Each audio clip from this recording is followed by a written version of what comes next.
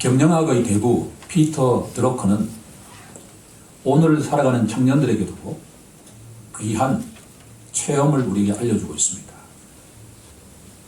프로페셔널 조건이라고 하는 책을 보면 드러커가 고등학교를 졸업하고 대학에 등록한 다음에 부모님 반대에도 불구하고 학업을 하지 않고 면제품 수출 회사의 견습공, 오늘날로 말하면 인턴 사원이 되어서 근무를 했습니다.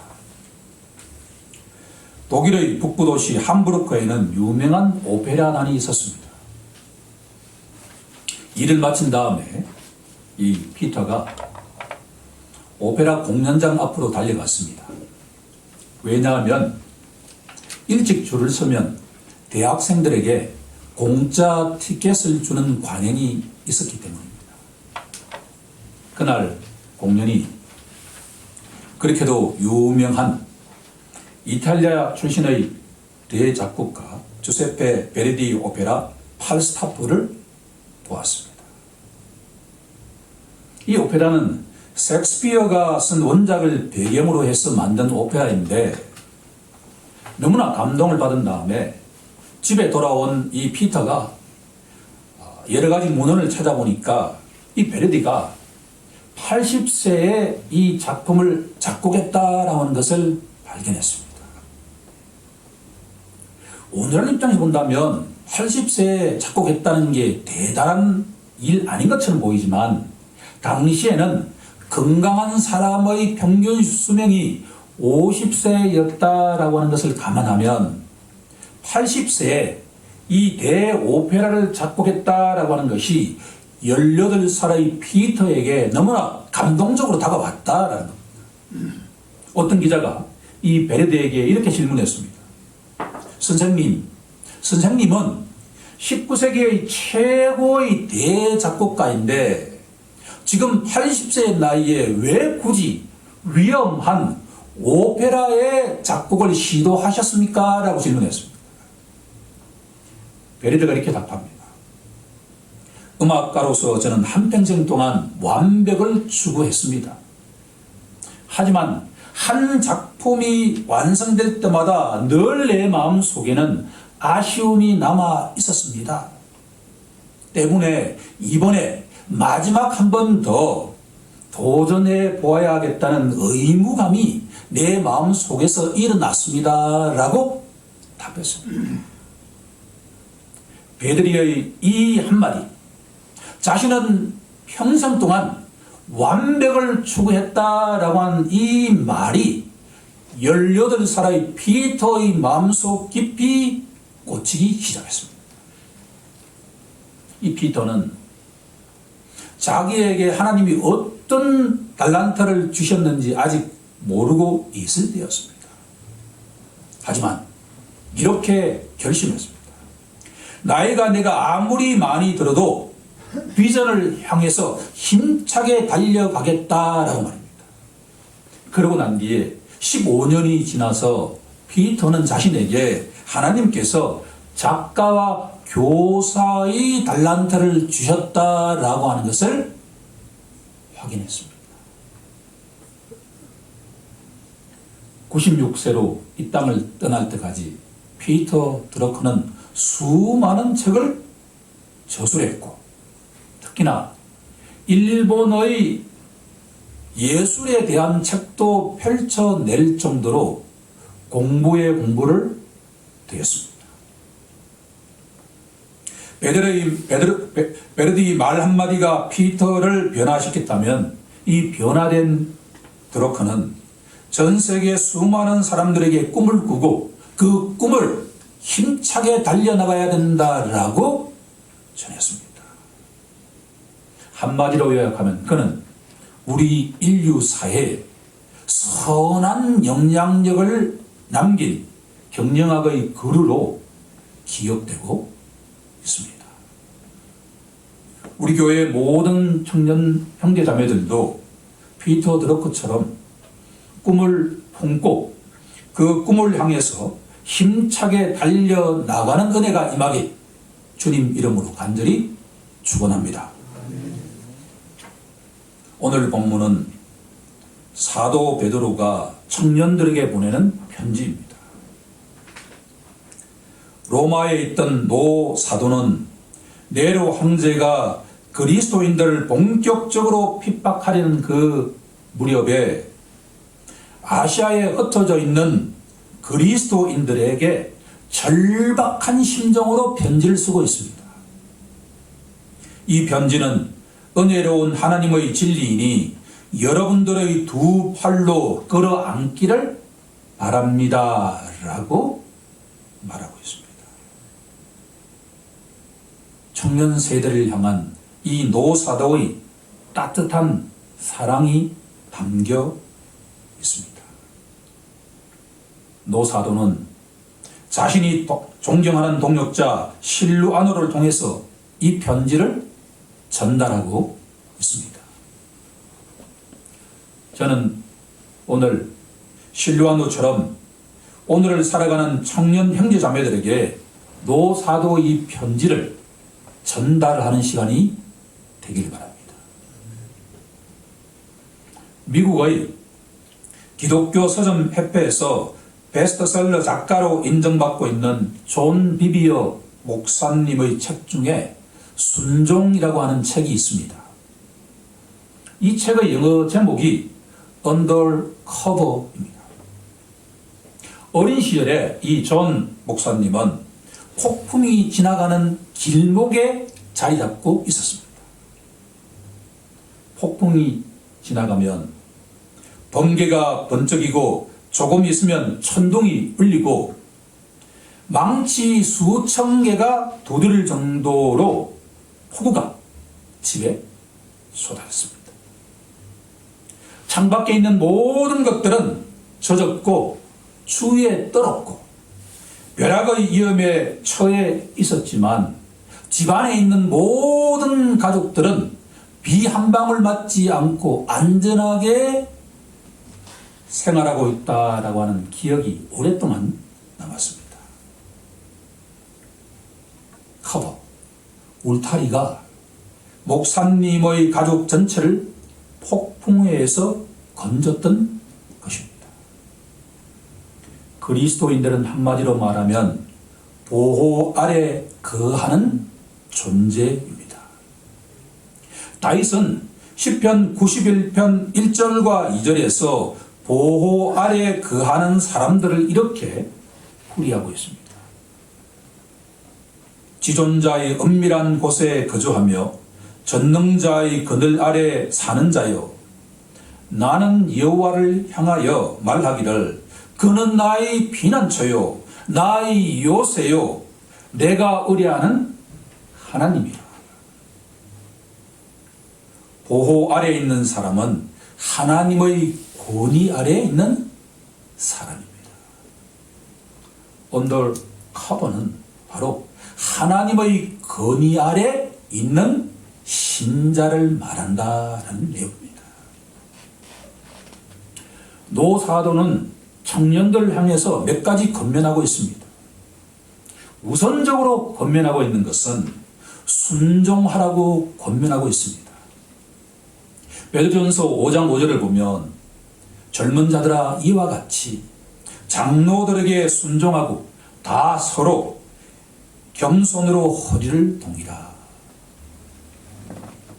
장로들은 원래 목회자들을 뜻하는데 교회 내의 장로님들이나 권사님들이나 집사님 등 교회의 지도자 전체를 뜻한다고 해석해도 관계가 없습니다. 성경을 읽다 보면 순종하라는 말씀과 복종하라는 말씀이 교차하고 있는 것을 알 수가 있습니다. 예를 들어 보겠습니다. 로마서 13장 1절은 복종하라고 권명하고 있습니다. 유명한 성경 구절 아닙니까? 각 사람은 위에 있는 권세들에게 복종하라. 권세는 하나님으로부터 나지 않음이 없나니 모든 권세는 다 하나님께서 정하신 바라. 왜 성령님께서는 모든 권세들에게 순종하라고 말씀하지 않고 복종하라고 말씀하실까요? 에베소서 6장 1절은 순종하라고 권면합니다. 자녀들아, 주 안에서 너희 부모들에게 순종하라. 이것이 옳으니라. 그러면 순종과 복종의 차이가 무엇일까라고 질문한다면 존 비비어 목사님은 이렇게 답하고 있습니다. 순종은 권위에 반응하는 행동이라면 복종은 권위에 반응하는 태도다. 정리하면 순종은 행동이고 복종은 태도다라는 겁니다.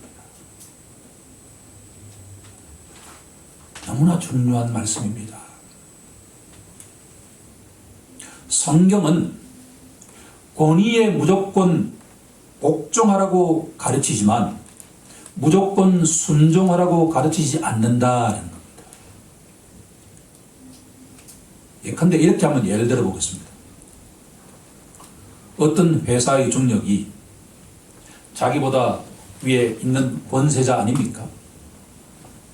도둑질하라고 명령할 때 기독교 신자는 당연하게 불순종해야 되지 않겠습니까? 하지만 도둑질하라고 명령한 이 사람에 대해서도 성경은 복종하라고 명하고 있습니다. 순종과 복종의 이 관계를 잘 이해하고 나면 성경 전체를 이해하는 폭이 확 열린다는 것을 제가 깨달았습니다. 다윗과 사울의 관계를 예로 들어보겠습니다. 사무엘상을 읽다 보면 쫓겨다니는 다윗이 사울 왕을 죽일 수 있는 기회가 몇 차례 왔습니다. 엔게디 광야에서 숨어 지내던 다윗과 그 일행들이 사울 왕이 용변을 보기 위해서 어떤 굴로 들어왔을 때 부하가 하나님께서 사울 왕을 죽일 수 있는 절호의 기회를 주셨으니 죽입시다 라고 제안합니다. 하지만 다윗은 사울 왕의 옷자락을 벨 때에도 마음이 찔릴 정도로 복종하는 자였습니다. 그리고 이렇게 말합니다. 내가 손을 들어 여호와의 기름 부음을 받은 네 줄을 치는 것은 여호와께서 금지하신 것이라. 다윗은 하나님의 버림을 받은 왕, 더구나 이성을 잃고 미친 자처럼 날뛰는 그 사울 왕의 말에 대해서는 불순종했지만 사울 왕에 대한 복종하는 태도를 갖고 있었다라는 겁니다. 복종은 상대방을 존대하고 공경하는 마음입니다. 우리는 이 대목에서 수많은 사람이 넘어지는 것을 볼 수가 있습니다. 예를 들면 커다란 잘못을 저지른 정치, 경제, 사회, 문화, 종교 지도자들을 향해서 씨도 붙이지 않는 홍길동이라고 하는 이름을 부른다든가, 심지어 그 사람이 감옥에 갈 때 욕설을 쉽게 하는 우리의 모습을 볼 수가 있다라고 합니다. 다윗의 이야기가 우리에게 던지는 메시지는 사울 왕처럼 아무리 우리 눈에 못난 그릇된 지도자라 하더라도 그 사람에 대한 복종하는 마음을 가져야 된다라고 하는 겁니다. 우리의 삶을 돌아볼 때 과연 우리가 그렇게 순종과 복종을 구분하면서 살았을까요? 저는 그렇지 않았다라고 하는 것을 회개했습니다.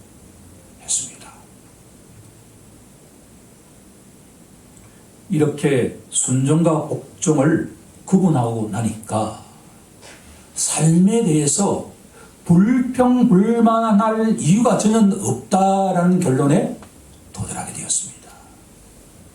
왜냐하면 다윗이 굳이 사울왕을 자기 손으로 죽이지 않는다 하더라도 때가 되면 하나님께서 그 사울왕을 징벌하실 것이기 때문입니다.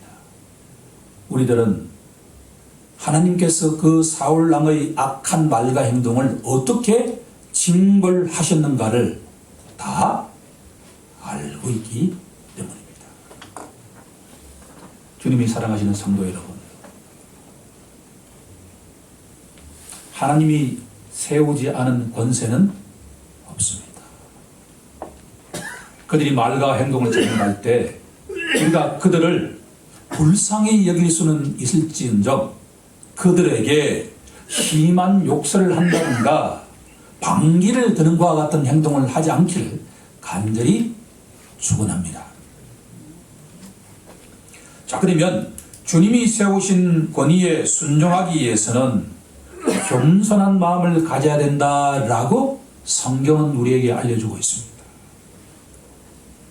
서로 겸손으로 허리를 동이라라고 말입니다. 우리가 씨름을 하기 전에 허리를 동여매는 것처럼 성도는 겸손으로 마음의 허리를 동여매어야 합니다. 참 시적인 표현 아닙니까? 마음에도 허리가 있다라고 표현하고 있기 때문입니다. 물이 위에서 아래로 흐른다는 걸 모르는 사람은 없지 않겠습니까? 하나님의 은혜도 위에서 아래로 흘러갑니다.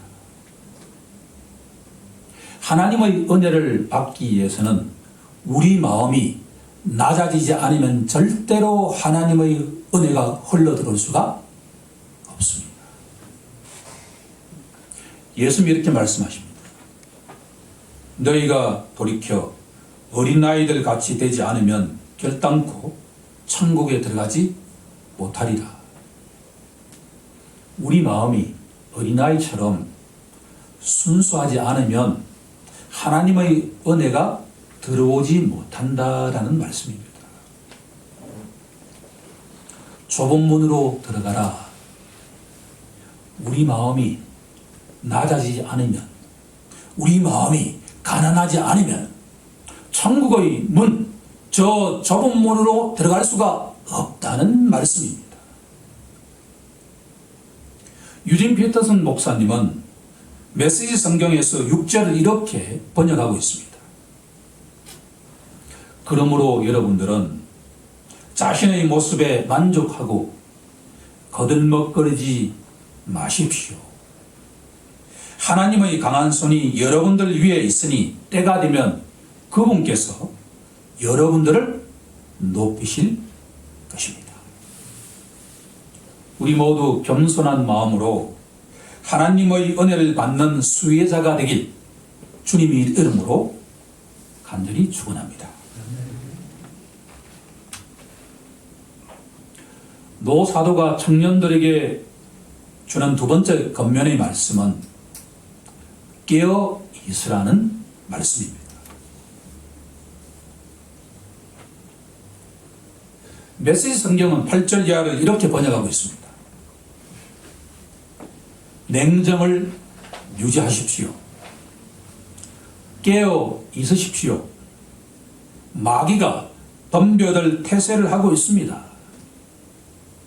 여러분들의 방심을 틈타는 것보다 마귀가 좋아하는 것도 없습니다. 바짝 경계하십시오. 참 우리 청년들에게 귀에 쏙쏙 들어가게 번역하고 있지 않습니까? 그러면 이렇게 제가 질문을 한번 해보겠습니다. 21세기에 살아가는 청년들이 바짝 경계해야 할 물결이 무엇이냐라고 합니다. 2000년 전에 네로 황제가 핍박하던 시절과 21세기는 근본적으로 다르기 때문입니다. 하지만 우리가 바짝 경계해야 할 첫 번째 물결은 세속주의의 물결입니다. 모든 것들을 돈으로 환산하려는 세속주의의 물결은 로마 황제의 핍박보다도 더욱더 무시무시한 마귀의 괴략이기 때문입니다. 만약 우리가 세속주의 물결에 휩쓸려 가다 보면 에서처럼 하나님이 주신 장자권을 팥죽 한 그릇에 팔 수도 있기 때문입니다. 두 번째 경계해야 될 물결은 경쟁의식의 물결입니다.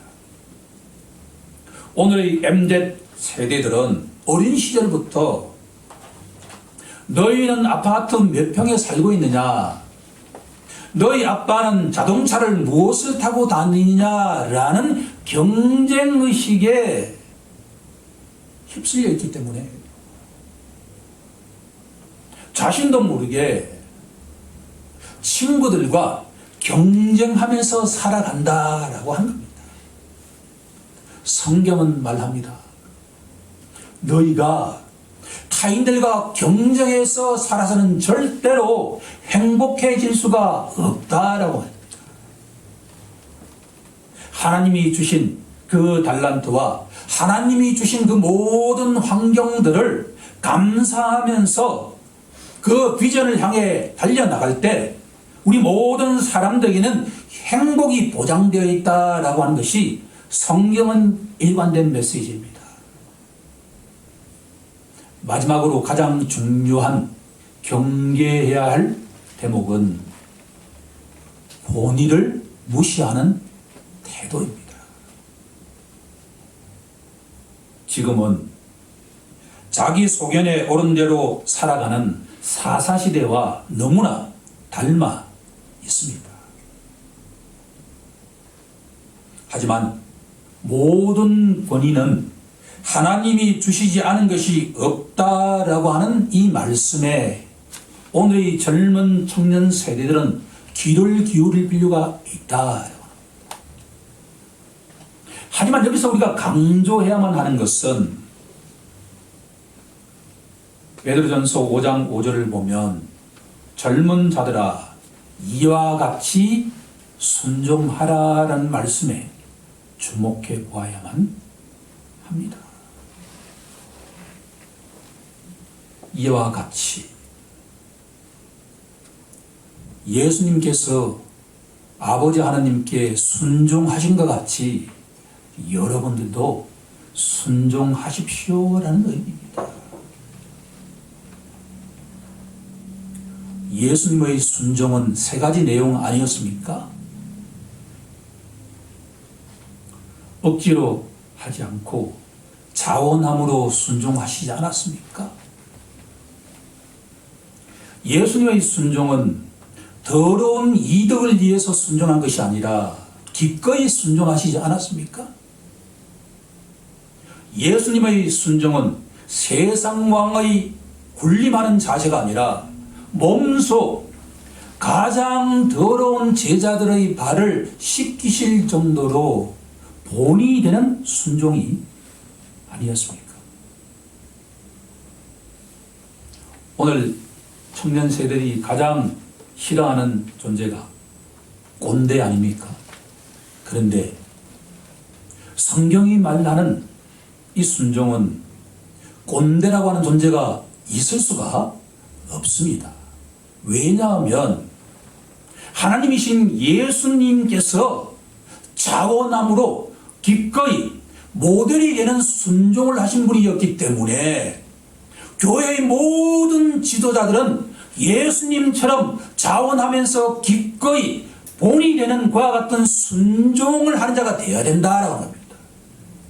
위에 물이 맑아야만 아랫물이 맑듯이 이것을 본 청년들은 자신도 모르게 목사님처럼 장로님처럼 권사님처럼 순종하는 자가 되어 간다라는 말씀입니다.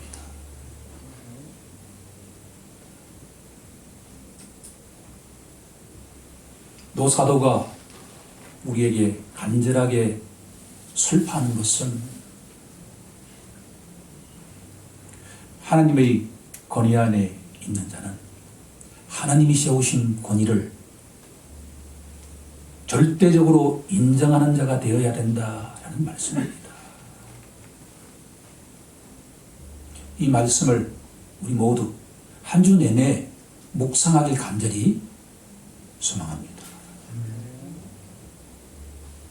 노사도가 청년들에게 주는 마지막 권면의 말씀은 모든 염려를 주께 맡기라는 말씀입니다. 인생을 돌이켜볼 때 가장 힘들 때가 언제인가 라고 질문한다면 많은 사람들이 고3이 아니었을까라는 생각을 합니다.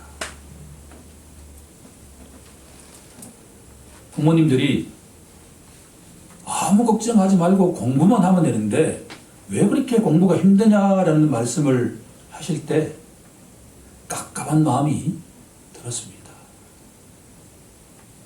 힘들지 않는 고3이 있을까요? 그런데 인생을 조금 더 살아보니까 가장 힘들 때가 언제인가라고 질문한다면 대학교 졸업반이었다라는 생각이 듭니다. 그때는 진짜 앞이 캄캄했습니다.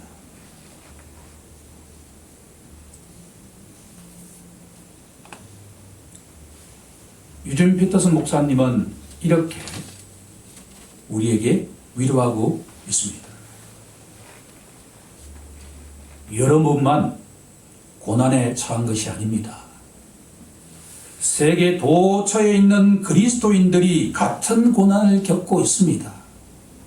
그러니 믿음을 굳게 붙드십시오. 고난이 영원히 지속되지 않을 것입니다. 그리스도 안에서 우리를 위한 큰 계획을 세우신 은혜의 하나님께서 여러분들을 온전케 하시고 여러분들을 영원토록 하시고 그렇게 세워주실 날이 멀지 않았습니다. 모든 결정권을 쥐고 계신 분은 하나님이십니다. 예, 그렇습니다. 새벽이 오기 직전에 가장 캄캄한 것처럼 우리가 가장 힘들어할 때 희망의 불빛이 우리 코 앞에 와 있다는 것을 명심하라는 말씀입니다. 인간이 그렇게 지혜로워도 자기 코 앞에 있는 것을 보지 못하는 존재가 인간입니다. 하지만 우리가 가장 힘들어할 때 희망의 불빛이 바로 앞에 와 있다는 것을 기억한다면 우리는 새로운 용기를 가지고 새 출발을 할 수 있을 것입니다. 노사도는 편지를 이렇게 끝맺고 있습니다. 이곳에서 나와 함께 나그네 삶을 살고 있지만 하나님께서 잠시도 잊혀진 적 없는 교회가 여러분들에게 무난합니다. 나에게 아들이나 다름없는 마가도 안부를 전합니다. 거룩한 포옹으로 서로 인사하십시오. 그리스도의 길을 걷는 여러분 모두에게 평화가 있기를 바랍니다. 마가가 여러분들에게 인사한다는 이 말이 나와 무슨 상관이 있을까라고 생각을 많이 했는데 이 말씀을 묵상하는 가운데 지금 이 순간 저 천상에서도 우리 각자를 위해서 기도하는 사람이 있다는 것이고 이 지상 모든 곳에서 예수 믿는 자들이 우리 한 사람 한 사람을 위해서 기도하고 있다는 말씀입니다. 사도 베드로도 나를 위해서 기도하고 있고 마가도 나를 위해서 기도하고 있고 저 바벨론에 있는 그 모르는 교회 성도들이 우리 각자를 위해서 기도하고 있다. 힘을 내라 라고 기도하고 있다는 말씀입니다. 주님이 사랑하시는 성도 여러분, 우리는 절대 혼자가 아닙니다. 여기 모인 덕성교회 지체들만이 우리의 형제자매가 아니라 이 세상에 있는 수많은 이름을 모르는 수많은 형제자매들이 서로 스크림을 짜고 마귀를 향해서 우리가 믿음으로 대적해 가야 된다라는 말씀입니다. 피터 들을 것처럼 우리도 주님이 주신 그 비전을 품고서 저 표대를 향해서 달려가라라고 합니다. 그러면 하나님이 예비하신 그 놀라운 축복이 기다리고 있다.